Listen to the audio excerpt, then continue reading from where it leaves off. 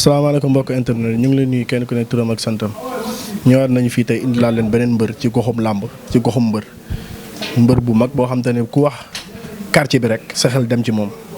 ñëw nañ fii tey fu ñuy wax Tëngéej ñu koy wax Rufisque ñëw seet si mbër koo xam te ne def na lu ne ci làmb ba ñu naan bokk na ci ñoo xam te ne ëllëg mun na yor goxum gox bi ñu koy wax doomu Dangu. MCS International ay jàngale ak i tàggatu ca bitim réew yéen ñi élèves de terminale bachelier wala sax étudiant gaaw leen gaaw jot seen admission ci université française yu gën a mag wala américaine ba sax canadienne. ñu gis fan yi làmb yi. crise bi ci nekk. combat yu bëri yoo xamante ne dañ doon wax ne bu combat bu ci ñëw rek dañ naan moo doon dàq ci saison bi. ñu gis fu mu mujj du am chute day nekk loo xamante ne ni. day par verdict lay doon wala combat bi yàqu lan nga ko xalaatee en tant que mbër. non mais loolu bon boo nekkee sportif man boog jàngat bi ma si am peut-être ñu bëri mën nañ ko ci bañ a am mais man dara du ma ci bett même combat yi di ñëw nii yi ñuy waxaat combat VIP su demee waatee noonu du ma bett. parce que tey jii bon xam nga lu tax du ma bett. suñu waxantee dëgg rek c'est-à-dire combat VIP yi dafa bari calcul. dafa bari calcul. te en plus ku si ñëw ku si nekk da ngay ànd ak say mbokk yoo xam ne tey jii soo bëree 2 minutes affaire bi dëgër dañ lay téye beneen bi aussi tamit wul nit ñi fàtte ne ñi fi nekk ñu leen di wax VIP dëgg seen âge lañ toll ñoom ñooy magu làmba yi te boo xoolee tey jii je peux dire que ne fa ñoom Yékini toll woon ñoom Tapha Gueye toll ñan ñoo fa toll tey si làmb ñan ñoo fa toll. ñoom Balla. mais ñoo fa toll c'est-à-dire nit ñi li ñuy réeral mooy dañuy par exemple dañuy jël benn Balla Gaye 10 ans si ginnaaw ñu bëgg a melaat loolu ni mu meloon mënul ne loolu c'est impossible Balla Gaye bi doon bëre Yékini mënul nekk ak Balla Gaye bi Bombardier bi doon bëre Yékini 10 ans si ginnaaw mënul nekk soo xoolee 4 combats VIP yi am arène nationale yëpp amul benn boo xam ne terminé na si par chute xoolal li ma la wax nag ba pare arène nationale aussi niñ ko liggéeyee suuf si ak ni mu bindoo ni mu bëree c'est-à-dire dafay favoriser pour combat nul bu dul ay xale dëgg amul calcul amul dara dafay favoriser combat nul parce que tey jii xoolal Boy Niang Lac de Guiers ñoo fa njëkk a bëri ci combat VIP amul jël. nga ñëwaat Eumeu Sène Lac de Guiers amul jël nga ñëwaat Tapha Tine Boy Niang amul jël Balla Gaye bon mën nañu wax ne amoon na jël quoi mais li tax ñu siffler combat bi amul woon chute. donc aussi yooyu gars yi war nañ ci mën a def njàngat quoi te boo xoolee peut-être bon combat yu fay niil ñaari mag dañu niil ñu boole des fois ñaari bon ba nañ wax ne mag ak xale. des fois c'est-à-dire ñoom Balla Gaye comme li may wax rek ñoom chance bi ñu amoon ci kaw ñoom Yékini mooy ñëw ay Modou Lo ñëw daan ñooñu mooy tey ji ñooñu dañ leen magee woon as boo xam ne lu nit mën a teg baaraam la boo xoolee ñoom tey ji ñoom Balla Gaye ñoom Yékini preuve que Balla Gaye ak Bombardier gars yi magee nañ leen woon ay 10 ans mais tey ji est-ce que ñoom Balla Gaye ñoom Ama Baldé ñoom Modou Lo magee nañ leen 10 ans moo tax booy pour ñu jëlee fa ñii dafay xaw a jafe mais tamit pour mag ñi daan leen aussi tamit luy jafe la. waaw ci foofu laay des. li nga wax ne loolu ci arène bi la ni ñu tabaxee arène bi la wala ci suuf si la wala ci mbër yi la combat yi nga fi wax yëpp benn amu ci site. lan moo waral loolu en tant que mbër. ci côté yëpp la parce que man arène nationale bëri naa fa xam naa ne mu bindoo mais ci côté ci fànn yëpp laa la mën a waxee tey jii. par exemple combat VIP yi nga préparé ko presque 1 an. soo ñëwee soo bëree 1 minute 2 minutes xam ne du baax. mais da ngay téye sa bopp dañuy calcul. te tey jii xale bi nga parce que ñoom li ñu war a def nañ ko ci làmb ba pare. Modou Lo mënatul def lu mu defoon ci làmb. Balla Gaye mënul def loo xam ne defu ko woon ci làmb. te encore une fois ñi maanaam lañ doon gis si ñooñu ay Modou Lo ay Balla Gaye ay Lac de Guiers ay Eumeu Sène 10 ans si ginnaaw lañ doon def. buñ ko xaar si ñoom parce que mënatul ne. non mënatul ne dañu wax dëgg 10 ans si ginnaaw buñ la waxee Balla Gaye Yékini 2012 lañ bëri woon ba léegi après da nga naan. non loolu mënul ne mais après nga jël 10 ans nga tegaat ko ci at yi nga xam ne leen nekkoon te ñooñu bu ñu waxee dëgg rek boobu lañ tollu seen diggu doole. ci kaw foofu noonu. ñu dellu ci lu weesu tuuti. Tapha Tine Boy Niang noo gisee woon lamb jooju. non bettu ma nag wax dëgg yàlla man xanaa yooyu combat yooyu yëpp dama lay wax encore une fois beneen affaire même Modou Lo Ama Baldé loolu bu ci amee du ma bett. donc daal li ngay wax doy na waar. non je suis sérieux bu ma amee du ma bett parce que tey jii seen dayu combat. c'est-à-dire ku si nekk da ngay yow tey jii nañ wax dëgg mais xoolal mbëri seen dernier combat rek ñoom ñëpp VIP yi ñuy tuddee ay VIP jëlal seen dernier combat ñoom ñëpp xoolal Balla Gaye carrière am 5 ans yi ci ginnaaw yëpp nga xool yan victoire la am. foofu laay des nga jëlaat aussi Modou Lo ma jëlaat 5 ans si ginnaaw yan victoire la am. ci Balla Gaye laay des. Balla bëreeg xale nekk xale bëreeg Bombardier. nga gis combat bi jeexee noonu xalaatoon nga ko ci Balla xaaroon nga ko ci Balla daal laa bëgg a wax. non xaaroon naa ko wallaahi azim yàlla moo ma tiim avant combat bi maa ngi ci waxtaan ndax benn waaye bi ñuy wax Fadam Tour ñuy waxtaan. man nga ma ne combat bi lenn rek moom moo si jaaxal su Bombardier ñëwee taxaw xaw ma fan la ko Balla Gaye war a mën a jaar te effectivement. parce que tey bu aussi tamit bu ñu réeral benn mbër man des fois nga dégg Balla Gaye entraîné wul wala amul doole non loolu man gëwma loolu. man je sais que ne Balla am na doole te liggéey na. ñu ne nag des fois dañuy jowaarle ñaari mbir mooy forme ak force. forme mën na bañ a rafet. mais mën nga am force. mën nga am forme aussi bu rafet te doo am force. mais dama ne bu ñu fàtte ne aussi Bombardier yi maanaam xeetu bëre bi mu bëre. nii c'est la première fois mu bëre ko. loolu ci comme li nga wax léegi la ne Balla mu ngi magal la wala ñàkk entraînement la wala nekkatul nu mu nekkoon la. xam nga bëre aussi quoi qu'on dise bu ñu waxantee dëgg rek ñaar nit a koy def. te tey ji kenn mënul taxaw ci làmb nga ne Balla Gaye moo ëpp Bombardier doole. te Bombardier xeet bu mu bëre. ak Balla Gaye ku mu ko bëreel aussi doo ko daan. parce que tey bon macha allah corpulence am ni ko yàlla bindee. moo am hygiène de vie bu normal tey jii su ñëwee par exemple taxaw ne sol la tey dooma daan. bon dafay xaw a doy waar mooy aussi même chose ni Tapha Tine bëree ak Boy Niang. mooy boo xoolee ñaari combat yi ñoo xaw a nduroo ni ñu déroulé. tey jii man ak yow suñu bëree tey jii par exemple ma téye sama bopp c'est-à-dire defuma benn effort mooy bëree ma quoi parce que bëri dóor la. boo xoolee amul benn action bu sérieux bu am ci combat bi boo xam ne. adversaire yi ñu ne ñoo ëpp doole. def nañ ko boo xoolee Tapha Tine Boy Niang boo ñëwee Tapha Tine benn loxo lay xeexee. ba pare jugul def benn action. mais nu ko Boy Niang di daane. dafay de même que aussi Bombardier dafay jafe. dafay jafe man li ma gëm mooy Tapha Tine ni mu bëree ak Boy Niang. keneen ku mu ko bëreel aussi doo ko daan. Bombardier ni mu bëree Balla Gaye keneen ku mu bëreel doo ko daan parce que arène nationale neexul nga am fi benn vivacité bi. parce que suuf si dafa diis. te ñooñu xoolal jëlle yu ñu daan daanu. mooy benn ay géant lañ.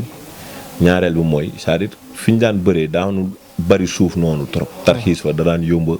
yooyu yëpp da daan favoriser seen chute. comme démb Diop bu njëkk ba. waaw kañ xam nga li ma la wax mais. arène nationale da nga fa gis mbër mu tarxiis. donc ñooñu xeetu bëri yi ñu bëri nii du yomb ñu daan leen de. ma jël ñaari mbër. waaw. Boy Niang Balla Gaye. seen combat. waaw ñor na wala ñorul. non ñor na. nu mu ñoree. ci làmb lépp ci lépp c'est-à-dire dëgg Boy Niang man je me dis que dafa xaw a yaakamte rek ci benn côté mais Boy Niang dafay bëre ak Balla Gaye force. parce que tey bon da ngay xool waxuma la sax Boy Niang la mu def ci làmb. mais la mu def géejewaay rek kan moo fa des. kenn desatu fa. kenn desatu fa. logique dafay bëre ak Balla Gaye. parce que mënoo dugg ci gox bëre ñëpp. kenn daanu la fa. peut-être nga bëre Lac de Guiers mu jeexee par match nul après ñu jox ko verdict mais kenn daanu la fa boo xam ne dañ naan lii chute la dafay bëre te ñooñu dañ wax dëgg tamit bu dee làmb aussi dañ koy bëgg a teg Balla Gaye Modou Lo Gris Bordeaux tey quoi qu'on dise booy agsi nañ. non dañu agsi. parce que làmb aussi tamit su demee ba booy laax Tapha Tine rek. dañ wax dëgg tamit. jeex na. Ama Baldé làmb bu demee boo wala laax Modou Lo amatul kenn ku la war a bañ. parce que mënuñu fi nekk aussi làmb benn cercle rek ñoom ñooy bëri mais Boy Niang Balla Gaye dafa ñor. waaw mais ñu gis Boy Niang def ñaari examen. digganteem ak Lac de Guiers. jàllul.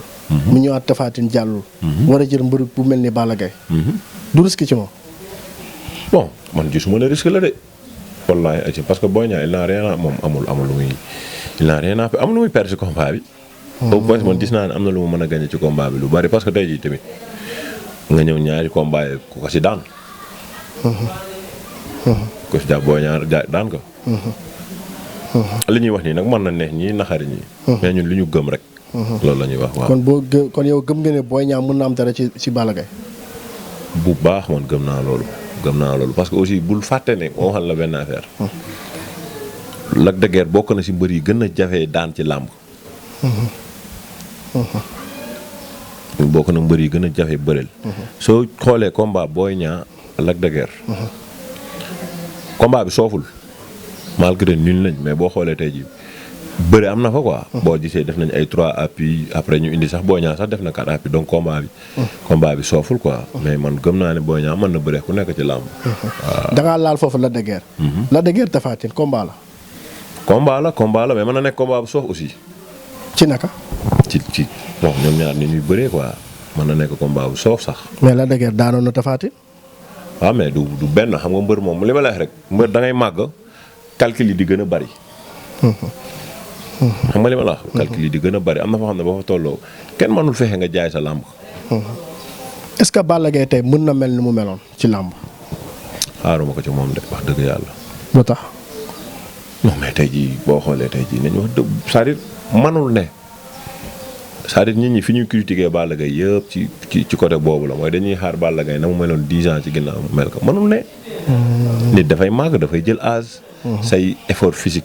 dafay wàññeeku. beneen bi aussi mooy tey jii Sénégal hygiène de vie bi demeewul noonu ci sportif. ñu ñëwaat ci aussi enjeu yi bokkul Balla Gaye bi taxawoon ñu naan Balla Gaye. c'est-à-dire am na loo xam ne amu ko woon ci làmb tey jii Balla Gaye tey jii lan la mën a gañati ci làmb. il a tout gañe na lépp lu muy gañe ci làmb. enjeu yi maanaam enjeu yi mënatul bokk. gis nga fi ay Balla Gaye di toll. bu fa sportif tolloo sax la ñu war a xaar ci moom mooy. c'est-à-dire lu mu réaliser. bu ñu waxantee dëgg rek. mais enjeu sportif. bi ñu ñuy xaar ci moom Balla Gaye bi doon daan ay Yékini duma leen daan leen wala ni mu doon def ay taysal. man xaaratuma ko ci moom wax dëgg yàlla. loolu xam nga si ñan laa koy xaar. si booy yi nga xam ne ñooy jug di leen fekk ay Ama Baldé. ay Boy Niang ay Sa Thiès. comme ñun quoi. man si ñooñu laa koy xaar quoi parce que loo gis dafa am tolluwaay. ci Ama Baldé boobu nga daal. Ama Baldé jël combat mbër bu mel ni Modou Lo. Modou Lo nga xam ne bu jógee Parcelles yëpp jug. Ama bu jógee Pikine yëpp jug. Modou Lo bëri woon ak Eumeu Sène jël couronne roi des arènes bi. ñëw war a bëriwaat rek ku ñu wax soi-disant poulain Eumeu Sène la. combat boobu nan nga ko gisee. combat bu neex ah man li may wax rek mooy gars yi nañu dem ci discipline parce que combat bi dafa commencé am fitna. te fi ñu koy bëree aussi nekkul milieu bu adéquat ak combat bi te gëm naa ni foofu lañ koy bëree parce que moo fi sës. bokk nga ci ñi ko waxaat. kon combat boobu dayoom xajul arena. non xaju fa boo xoolee combat yu bëri xajul arène nationale. mais dafay fekk fii moo fi sës. te boo amul li nga bëgg da ngay jël li fi sës. li olof naan li fi sës mooy tax a falu. non bokkul tey jii ñun ñëpp xam nañ ne Ama Baldé na mu mel ak Pikine. ñu indi làmb ji ci goxam Pikine ak Parcelles mën nañu wax ne stade bi moo leen séparé.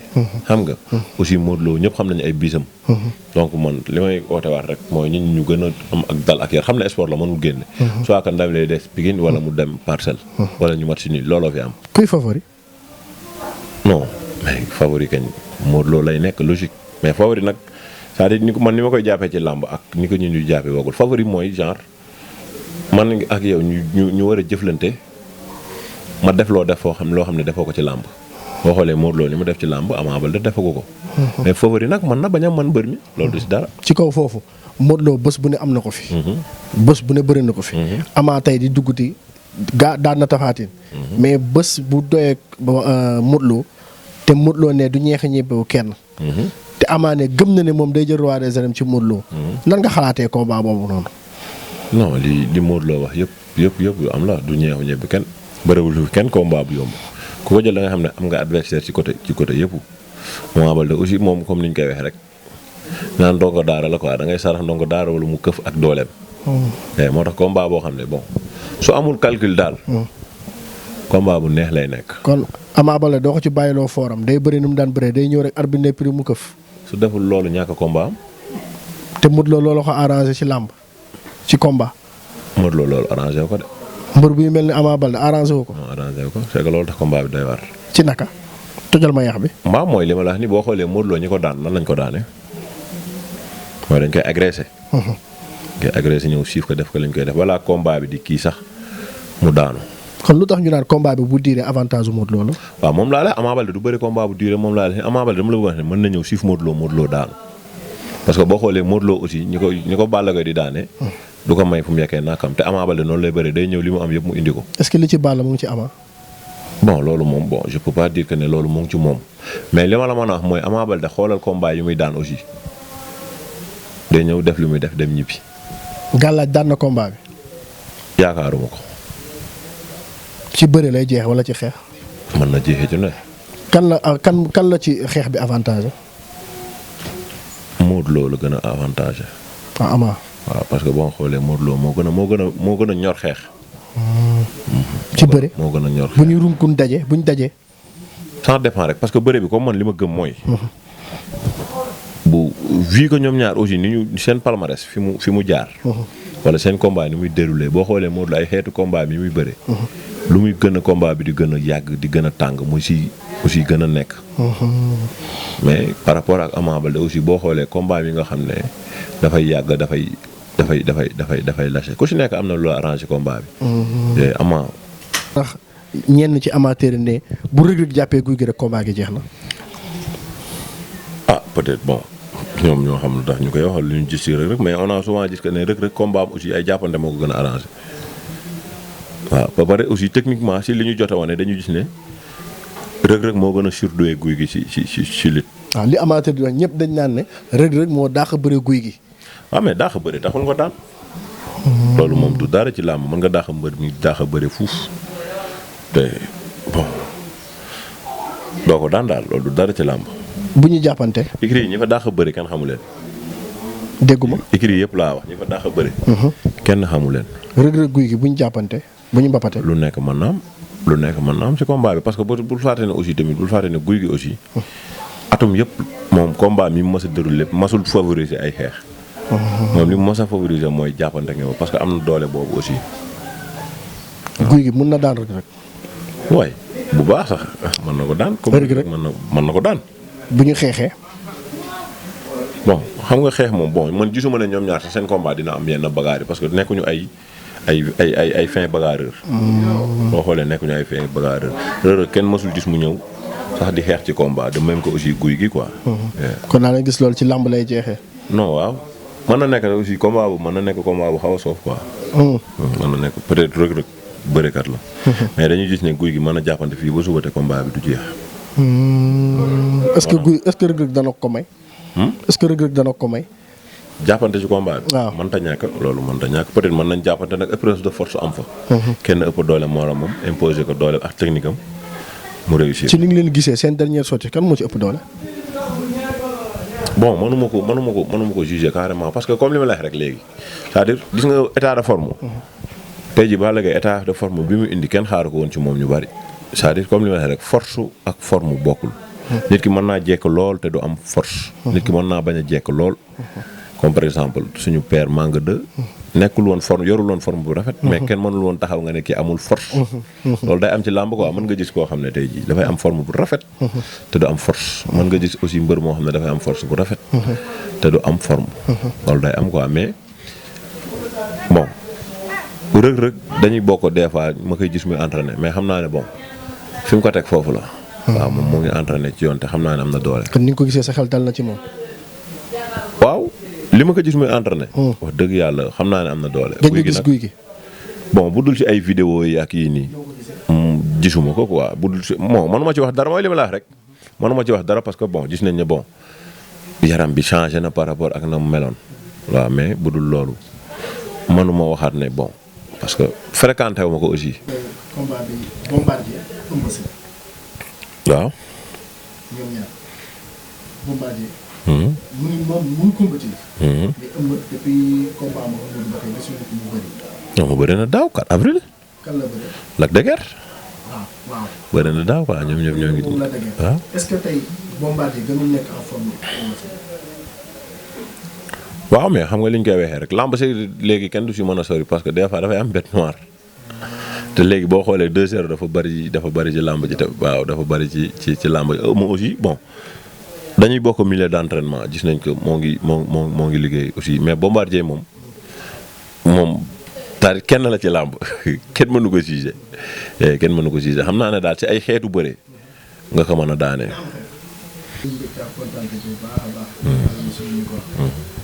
damay laajaat ban mbër nga soxla waat man ku pare pour bëreek man rek sooy potentiel adversaire ku si pare pour bëreek man rek. ñan nga say potentiel adversaire. lamb xam nañ ko. ma jox la benn tur.